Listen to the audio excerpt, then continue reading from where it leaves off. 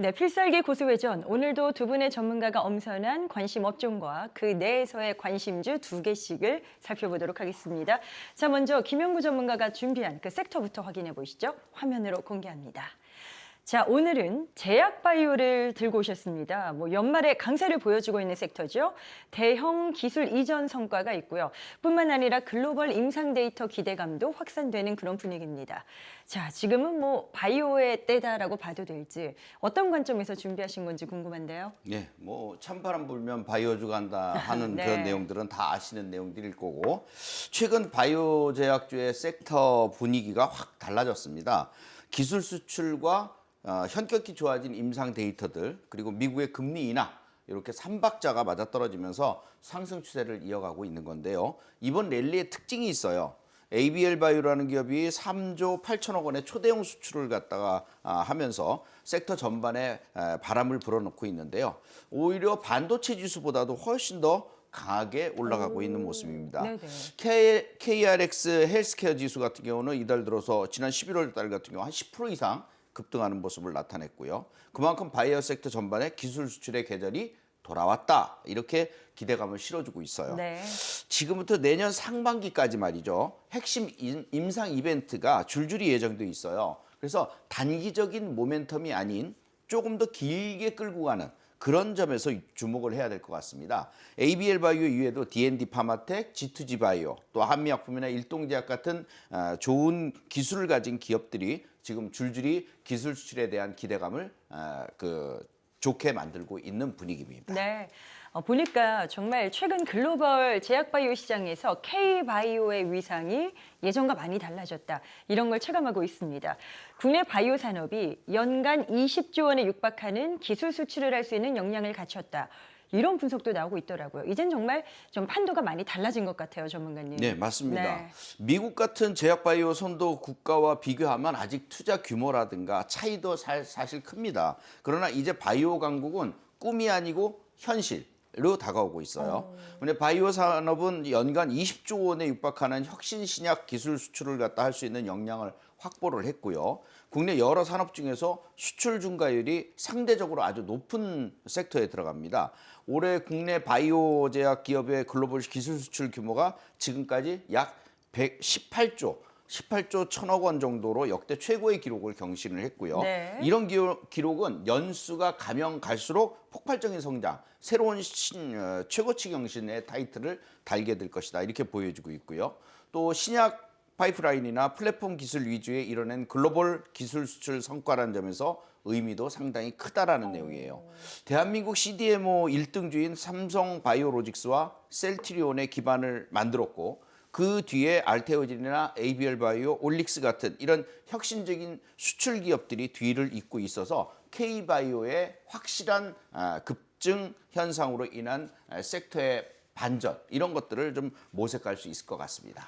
특히 최근에 K바이오의 글로벌 사업화 그런 현황들을 좀 따져본다면요, 플랫폼 기술, 이 플랫폼 기술의 활약이 더 두드러지는 것 같습니다. 이 부분에 대해서는 어떻게 평가하시는지요? 네, 우선 알테오젠의 독자적인 플랫폼을 이용한 키트루다 SC가 이제 그 대표적인 개념이 되겠고요. 네네. 그다음에 ABL 바이오의 이중항체 플랫폼인 그랩바디, 이것이 올해 초대형 글로벌 기술 수출 2건으로 8조 원의 수주를 했죠.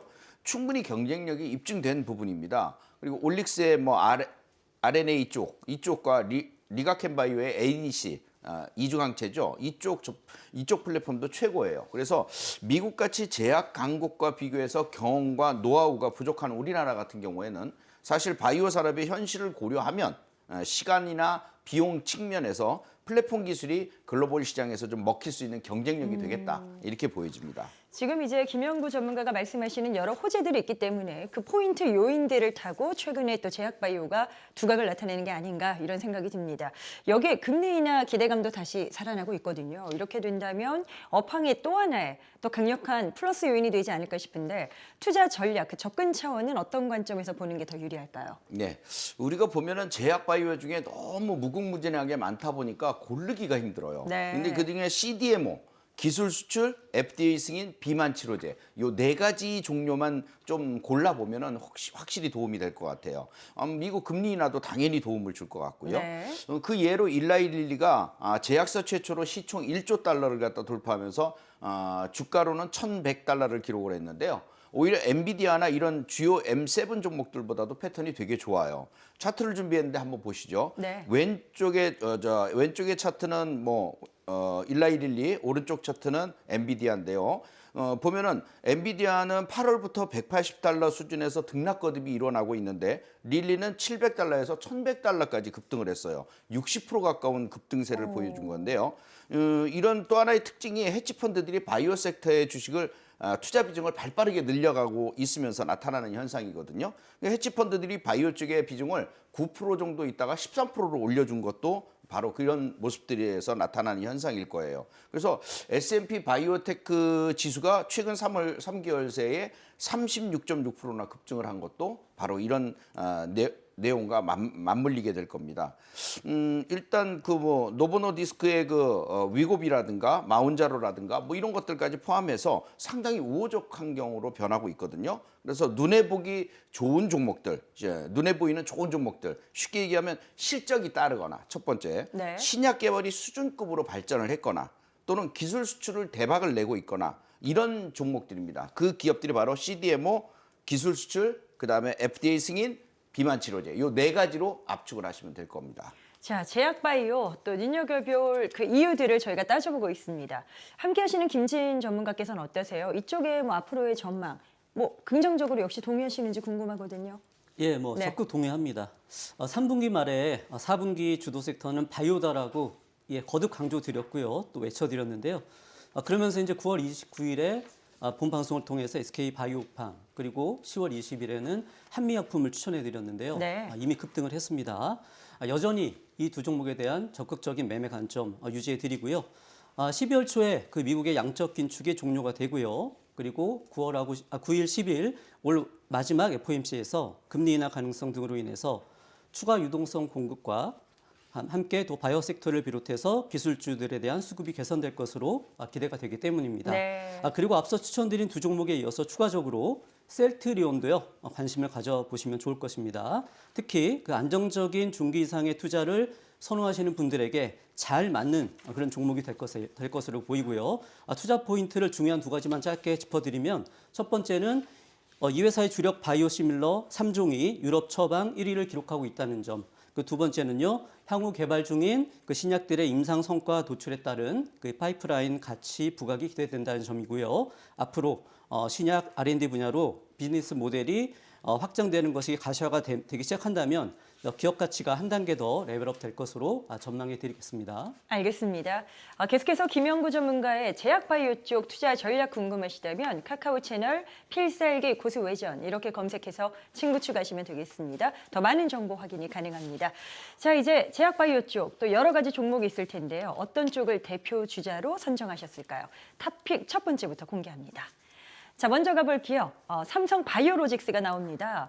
최근에 에피스 홀딩스와 바이오로직스가 재상장을 실시를 했습니다. 이러면서 또 시장에 이목이 집중이 됐는데 한간에선 이 같은 움직임을 단순한 기업 구조 재편이 아니라 삼성이 그리고 있는 바이오 중심의 그 밑그림 판을 짜는 것이다. 이렇게 평가를 하고 있더라고요. 어떻게 이 과정들을 좀 지켜보셨는지 궁금합니다. 네. 이제 바이오 시장에서도요, 큰 물줄기를 좀 보셔야 되는데요. 예를 들어서 야구에서 치면은 홈런성 타구가 될 만한 볼을 골라내느냐, 이게 중요하거든요. 그렇다면 그것이 바로 삼성 바이오로직스가 될 거라 믿어 의심치 않아요. 네. 이번 삼바의 그 인적 분할은요, 단순한 기업 구조 개편이 아니고 삼성그룹의 바이오 제국 건설을 위한 시작이라는 점, 이것이 중요할 것 같습니다. 그 전까지는 10년, 20년을 반도체가 먹여서 살렸다 그러면 앞으로는 바로 미래의 먹거리를 갖다가 바이오로 낙점을 했다는 점이죠. 그럼 삼성바이오로직스는 세계 1위의 CDMO 관련주인데요. 탄탄한 입지를 가지고 있고 매년 매출도 한 1조 원씩 늘어날 그런 기업입니다. 네. 물론 에피스홀딩스도 그 뒤에서 지원을 하게 될 텐데 신약이나 플랫폼, 시밀러 이런 쪽으로 해서 집중적으로 삼성의 양대 축을 세웠다 이렇게 보실 수 있겠어요. 말씀하신 것처럼 이제 삼성바이오로직스가 순수 CDMO 업체로 탈바꿈을 하는 가운데 앞으로의 어떤 실적 성장에 대한 기대치는 한층 더 높아지는 분위기입니다. 올해 영업이익률이 한 40%를 훌쩍 넘을 것으로 그렇게 전망이 되고 있고요. 증권가에서는 보니까 올해 매출도 뭐 4조를 뛰어넘지 않겠는가 이렇게 지금 재고 있더라고요. 이 부분이 현실화가 될까요? 네, 맞습니다. 삼바는 이미 글로벌 빅파마급의 제조 역량을 확보를 했어요. 25년 3분기 매출이 1조 6천억 6백억 정도 되고요. 영업이익이 7,288억 정도가 되는데 창사 이후 최대 실적, 영업이익률은 무려 45에서 50%까지 실적을 보이고 있어요. 네네. 이 바이오 기업들 중에서 이런 실적을 보여주는 기업들이 굉장히 드물다는 점을 여러분들이 생각을 해주셔야 될 거고요. 그리고 우리나라 전 상장 종목들 중에서 50% 가까운 영업이익률을 내는 종목은 10손가락 안에 들어갑니다. 그 중에 한 종목이라고 보시면 돼요. 생산 능력을 보면 1, 4공장에서 1공장부터 4공장까지 풀가동을 하고 있고요. 거기에 더해서 이제 나머지 총 생산 능력 자체가 78만 리터에 해당이 되거든요. 향후 예정된 6공장부터 8공장까지 더해진다면 캐파는 더 늘어나요. 132만 리터까지 치솟을 것으로 예상이 되고 이것은 바로 세계 최대 생산 능력을 갖추게 됩니다. 이렇게 되면 단순한 CDMO를 넘어서 글로벌 허브 국가로서의 역할 수행도 하게 될 것입니다. 그래서 제가 볼 때는 이거 완전히 줄서시오, 줄서시오 하는 상황이 발생할 것 같습니다. 일각에서는 또 이런 우려가 있어서 이 부분도 좀 짚어보고 넘어갔으면 좋겠는데 주가 흐름을 본다면요. 글로벌 경쟁사 대비해서 너무 고평가가 아니냐 이런 지적이 좀 있어서 투자자 입장에서 크게 개의치 않아도 되는 부분인지 한번 좀 따라서 좀 봐주시면 좋을 것 같아요. 네, 맞습니다. 스위스 론자 같은 경우가 12조 원, 그다음에 우시 앱텍이 8조 원. 근데 삼바는 매출이 3조 5천억밖에 안 되거든요. 그럼 비교해 보면 야, 그럼 시총이 쟤네들이 더 커야 되는데 왜 삼바가 더 크냐? 이런 생각들을 가지시는 분들이 있을 거예요. 네. 근데 삼바의 핵심은 뭐냐면 바로 대규모 신규 수주의 비밀이 있습니다. 그래서 실질적으로 2026년 연간 실적 매출액이 지금 3조 5천억이라고 그랬는데 이제 26년이 되면 5조 4천억 원이 됩니다. 네. 영업이익도 2조 2,300억으로 늘어나게 되고요. 매년 1조씩 늘어나는 그런 기업이 될 겁니다. 사공장 풀가동에 따른 매출 40% 이익 성장률 이런 것들을 따져보면 그 기업들과 정체되어 있는 그들 기업들과는 차원이 다르다는 거죠. 그래서 그런 우려감은 그렇게 크게 생각하지 않아도 될 겁니다. 자, 실적이 좋아질 것이고 거기에 또 당연히 수주 확대가 나타날 것이기 때문에 이런 부분들은 크게 개의치 않아도 된다, 우려하지 않아도 된다라고 말씀하신 건데 그러면 차트상에서 지속적으로 좀 위를 두드릴 수 있다고 보시는 건지 이전 고점 돌파가 가능하시다는 시각인지도 궁금해요. 네, 아주 딱 좋은 자리에 들어왔어요. 지금, 네. 인적 분할하고 나서 이 주가가 한 10% 정도 떨어졌어요. 첫 거래일 24일 날 첫 거래일이 됐는데 그게 179만 7천 원이었거든요. 기준가가. 그 시점부터 지금 10%가 좀 떨어져 있는 상태에서 반전을 시도할 수 있는 자리에 들어왔거든요. 네. 그래서 제가 파란 선을 거드렸는데 지지선이 155만 원으로 제가 거놨는데 그 사이에서는 줍줍해야 되는 자리입니다. 그 이하로 떨어질 일도 없고 떨어질 수도 없는 자리입니다. 따라서 이 자리가 가장 좋은데 제일 중요한 게 이 종목에 하나 있어요. 바로 유통 물량입니다. 유통 물량. 예, 유통 네. 물량이 삼성물산이 75%를 점유하고 있다 보니까 나머지 유통 물량들은 국민연금이나 외국인들, 그다음에 나머지 기관들하고 큰 손들 조금씩 갖고 있다 그래도 나머지 유통되는 물량이 4,600만 주 총상장 물량 중에서 4%도 안 돼요. 200만 주도 안 된다는 얘기예요. 네네. 그러면 비중이 그러니까 쉽게 얘기해서 돌아다니는 유통 물량이 없으니까 어느 일정 시점에서 재료가 하나 나와서 빵 위로 올라가게 되면 그다음부터는 물량이 개눈 감추듯이 없어지니까 200만 원 가고 그 이상으로 가는 거는 유도 아니라 이거죠. 그래서 아주 좋게 보는 개념들이라고 보시면 됩니다. 그럼 구체적으로 어떤 수준까지의 목표 도달을 먼저 잡고 계시는지 구체적인 매매 밴드도 함께 들어볼까요? 네. 네. 일단 적정 매수가는 시초가부터 160만 원 사이가 1차고요. 여기서 일단 어느 정도 비중으로 좀 실어줘야 됩니다. 그다음에 눌림목 자리가 들어오면 155만 원 그 지지선이라고 표현됐던 그 자리 있죠. 그 자리까지 2차 매수를 해주시면 됩니다. 목표치는 1차 매수 180만 원, 2차 매수 2차 목표치는 190만 원, 그다음에 3차는 200만 원에서 220만 원도 충분히 돌파할 걸로 보여지고 있습니다. 손절가는 150만 원 잡아드립니다. 네, 바이오 쪽 첫 번째 탑픽 삼성 바이오로직스였습니다. 추가적인 전략은요. 카카오 채널 필살기 고수 외전을 검색해서 친구 추가하시면 됩니다. 많은 관심 바랍니다. 자, 이제 두 번째 종목으로 넘어가 보도록 하겠습니다. 역시 화면으로 공개하도록 할게요. 자, 이번에는 저희가 ABL 바이오를 보도록 하겠습니다. 이중항체 플랫폼 기술 기업이죠. 이제 글로벌 빅파마와 잇따라 대형 수출 계약을 체결했습니다. 올해 바이오 시장에서 어떻게 보면 또 최대의 수혜격이 아니었나 이런 생각도 드는데 아니 몇 년 전만 하더라도 시가총액이 뭐 5억 원대 이렇게 머물렀었거든요. 맞아요. 이제는 9조 원대 돌파. 네. 상당한 또 괄목할 만한 변화가 있었네요. 네. 네.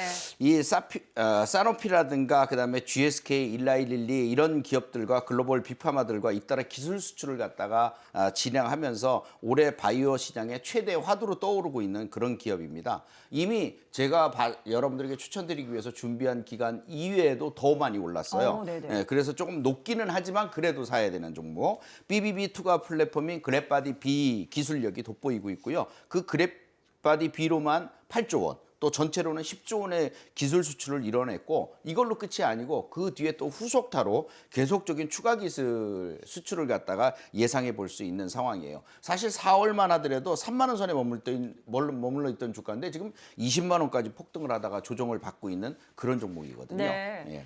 ABL 바이오가 보니까 R&D 투자에도 상당히 또 적극적인 움직임을 보여주고 있습니다. 실제로 올해 한 1분기에서 3분기까지만 놓고 보더라도요. R&D 비용으로만 722억 원을 사용했다. 이런 소식이 또 나왔던데 예. 이쪽에 투자를 상당히 적극적으로 보여주네요. 네. 지금 이 기업은 기술 수출로 재미를 봤어요. 솔직히 얘기해서. 그러니까 더 이쪽 R&D 비용으로 더 많이 쓸 수밖에 없는데 이게 전년 동기 대비해서 41%나 급증한 비용입니다. 근데 이번에 투자하는 쪽은 어디냐면 ABL 206, 209 쉽게 얘기해서 ADC 분야의 파이프라인에 지금 집중 투자를 하고 있거든요. 네. 그래서 내년 초에 미국 FDA에다가 이 206, 209를 갖다가 IND 임상 시험 계약서를 제출할 계획이고요. 이중항체 ADC가 링커로서 이중항체와 약물을 결합한 의약품인데 이것을 미국 자회사 네옥 바이오를 갖다 통해서 올해 말부터 본격화할 예정입니다. 전망은 굉장히 밝은 것으로 보여지고 있어요. 네. 말씀하신 것처럼 그런데 이제 많이 올랐다는 데에 대한 그 어떤 나타날 수밖에 없는 불안감도 있어서 어떻게 접근해야 될지가 궁금해지는데 단기간에 많이 올랐다. 그러면 투자자 입장에서는 선뜻 또 손이 안 가는 그런 부분들도 있거든요. 네, 맞습니다. 그럼에도 네. 우리가 주식이 지금 여기 있는데 저만큼 갈 거라고 믿으면 지금 당장 사는데 이게 너무 많이 올랐다고 생각하면 조금밖에 못 오를 거 아니야라는 생각 때문에 걱정이 좀 사실 있죠. 손이 잘 안 네. 가죠. 근데 이 그랩바디 인행 기술 수출 플러스 알파로 단기 고열로 보입니다. 지금 단기적으로 올라온 것처럼 보여요. 그러나 전체적인 주봉 차트나 이런 것들을 확인하시면은 진짜 재료를 받고 올라갈 수 있는 충분 요건을 다 가지고 있는 종목이거든요. 네. 그래서 알테오젠의 과거 기술 수출을 했을 때 그 국면과 지금의 ABL 바이오의 비교 차트를 제가 준비를 했는데 지금 알테오젠의 24년 2월서부터 3월까지 8만 원에서 22만 원까지 급등할 때 150% 넘는 급등을 보였는데 그때 국면하고 지금 노란 선으로 짝대기를 제가 거놨는데 그 부분하고 거의 비슷해요. 흡사합니다. 그래서 아직까지도 더 여유가 있고 또 추가적인 상승을 할 수 있는 개념은 충분하다 이렇게 보여집니다. 따라서 ABL 바이오도 꼭 단기적으로만 접근을 할 게 아니라 좀 중기적인 상승 추세를 본다면 지금 들어가도 약간 올라왔어도 크게 문제가 안 될 거다 이렇게 생각을 하는 거죠. 네. 네, 그렇다면 구체적으로 매매 밴드는 어떻게 잡으셨는지 그 전략 구체적으로 바로 또 의견 주시죠. 네, 적정 매수가는 18만 원에서 19만 원 사이가 1차고요. 만약에 눌림이 들어온다면 17만 원까지 매수해 주시면 됩니다. 목표치는 20만 원 1차고요. 2차 목표치는 22만 원, 3차 목표치는 25만 원과 돌파까지도 보고 있어요. 손절가는 15만 원 잡아드립니다. 알겠습니다. 자, 계속해서 김영구 전문가와 함께하고 싶다 이러신 분들은요. 카카오 채널 필살기 고수 외전을 검색해서 친구 추가하시면 되겠습니다. 더 다양한 정보를 만나보실 수 있습니다.